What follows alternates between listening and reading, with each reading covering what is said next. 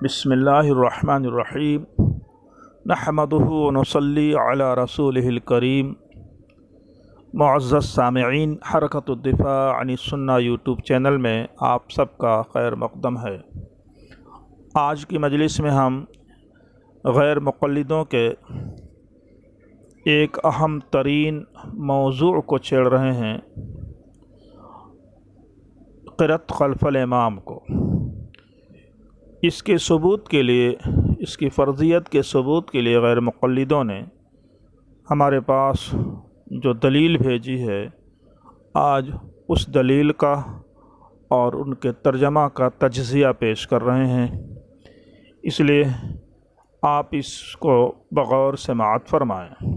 ہمارے مخاطب ابو حسن ہیں، انہوں نے ہمارے پاس تحریری مباحثے کے درمیان جو تحریر بھیجی ہے، آج اسی کا تجزیہ اور اس کا جواب آپ کی خدمت میں ارسال کر رہے ہیں۔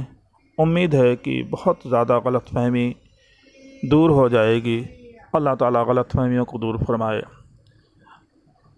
انہوں نے حضرت ابو ہریرہ رضی اللہ تعالیٰ عنہ کا تعارف کرایا، تو ہم نے لکھا کہ حضرت ابو ہریرہ کا جو تعارف آپ نے کرایا وہ برحق ہے، البتہ احناف کے کاندھے پر بندوق رکھ کر کے آپ نے حضرت ابو ہریرہ کی تنقیص کی ہے اور ان کو گولی ماری ہے۔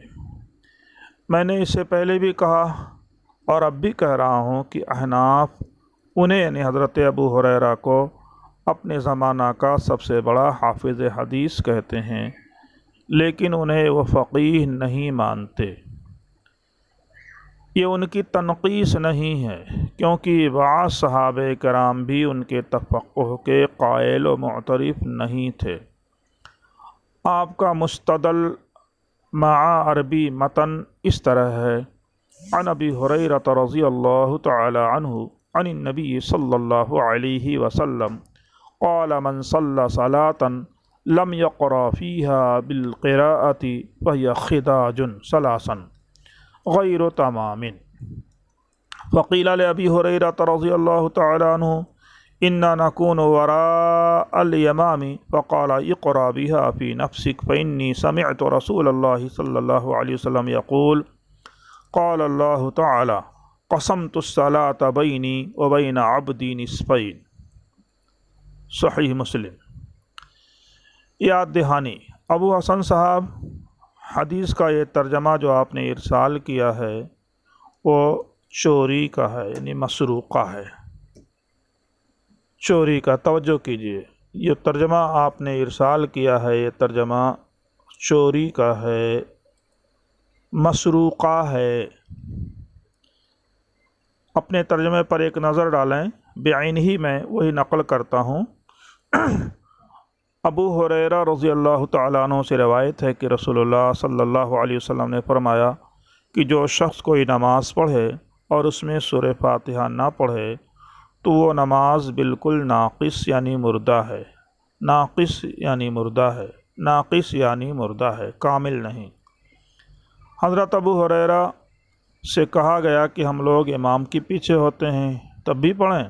حضرت ابو ہریرہ نے فرمایا کہ ہاں، اس کو آہستہ پڑھا کرو، کیونکہ میں نے نبی کریم صلی اللہ علیہ وسلم کو فرماتے ہوئے سنا ہے کہ اللہ تعالیٰ نے فرمایا کہ میں نے نماز کو اپنے اور بندے کے درمیان دو حصوں میں تقسیم کیا ہے۔ جواب: ابو حسن صاحب بعین ہی یہی ترجمہ 1 سال پہلے ایک تحریری مباحثہ کے دوران ایک غیر مقلد عالم یوسف کوئلی نے بھیجا تھا۔ جب میں نے تحقیق کی تو معلوم ہوا کہ وہ ترجمہ کسی غیر مقلد عالم مقبول احمد سلفی کا تھا، لیکن آپ نے جس مضمون سے یا جہاں سے اسے چرایا ہے اس میں مضمون نگار کا نام نہیں، نامعلوم اور مجہول ہے۔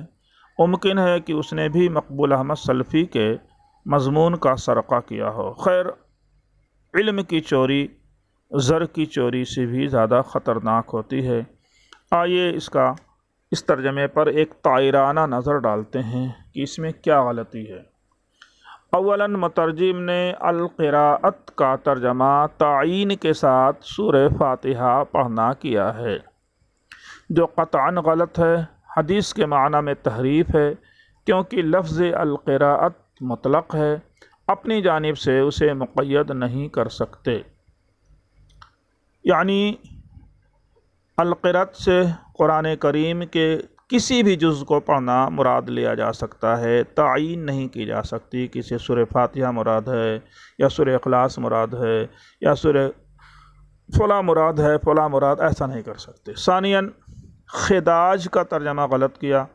لغت اٹھا کر دیکھ لیجئے کہ اس کے معنی کم کرنا، گھٹانے کے ہیں۔ خود اسی حدیث میں خداج کا ترجمہ بھی موجود ہے، غیر و تمامن۔ جب اس کا ترجمہ خود حدیث میں موجود ہے تو اپنی جانب سے مترجم نے خیانت کیوں کی؟ جو چیز مردہ ہوتی ہے وہ کالعدم ہو جاتی ہے، لیکن اتنی عقل کہاں ہے آپ لوگوں کے پاس کہ اس باریکی کو سمجھیں اور اصلاح کر سکیں۔ ثالثاً اس حدیث کو آیت انصات یعنی اذا قرئ القرآن فانصتوا کی تفسیر کیسے قرار دے سکتے ہیں، جبکہ صحیح مسلم کی دوسری حدیث کے خلاف ہے جس میں فصاعدا کا اضافہ ہے، اور آیت کریمہ کے بھی خلاف ہے۔ رابعاً قیل لأبی ہریرہ میں قیل لأبی ہریرہ یہ حدیث رسول کا جز نہیں ہے، اور حضرت ابو ہریرہ رضی اللہ تعالیٰ عنہ کا یہ قول ہے کہ ہاں اس کو آہستہ پڑھو، صرف سری نمازوں میں امام کے پیچھے سورہ فاتحہ پڑھنا ابو ہریرہ رضی اللہ تعالیٰ عنہ نے اجتہاد کیا ہے۔ آپ لوگ تو صحابہ کا اجتہاد اور ان کے قول کو حجت نہیں مانتے، کیونکہ آپ کا نعرہ ہے قول صحابی حجت نیس۔ حضرت ابو ہریرہ رضی اللہ تعالیٰ عنہ کی اس قول پر آپ لوگوں کا بھی عمل نہیں ہے، کیونکہ آپ لوگ سری و جہری دونوں میں قرأت خلف الامام کو فرض کہتے ہیں، لہذا حضرت ابو ہریرہ رضی اللہ تعالیٰ عنہ کا قول آپ لوگوں کے لیے کام کا نہیں ہے۔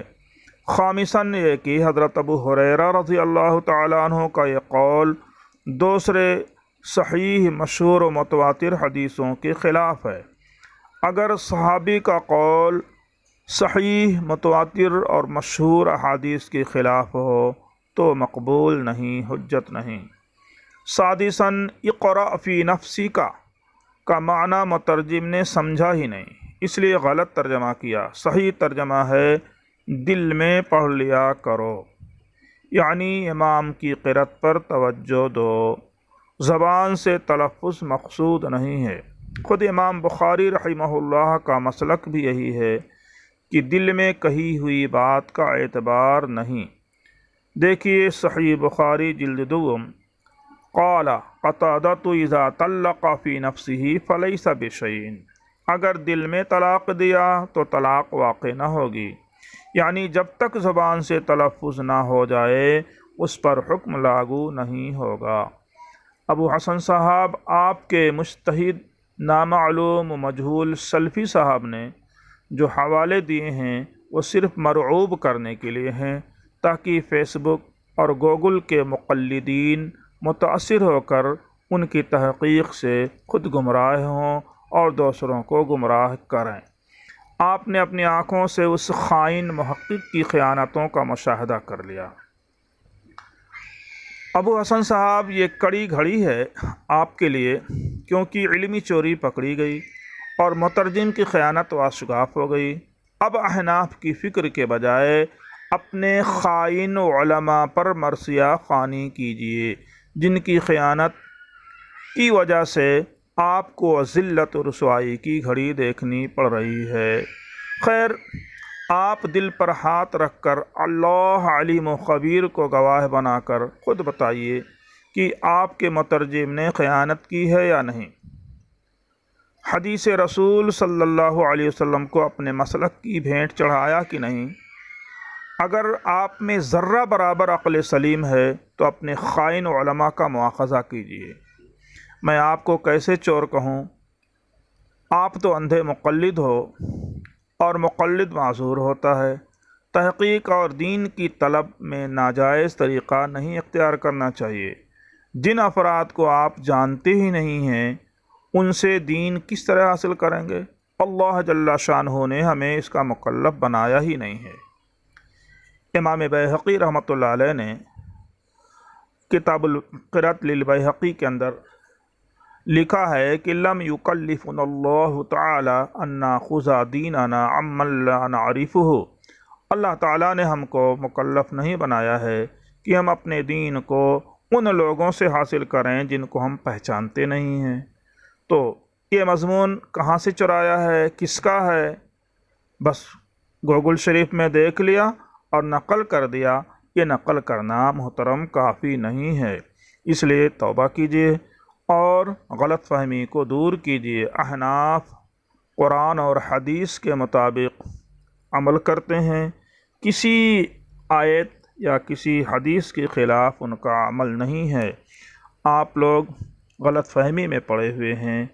احناف الحمدللہ قرآن و سنت کے متبع ہیں۔ اللہ تعالیٰ احناف کو استحکام عطا فرمائے اور ان کے خلاف کی جانے والی سازشوں کو ناکام فرمائے۔ آج کے لیے بس، انشاءاللہ یہ سلسلہ جاری رہے گا، انتظار فرمائیں۔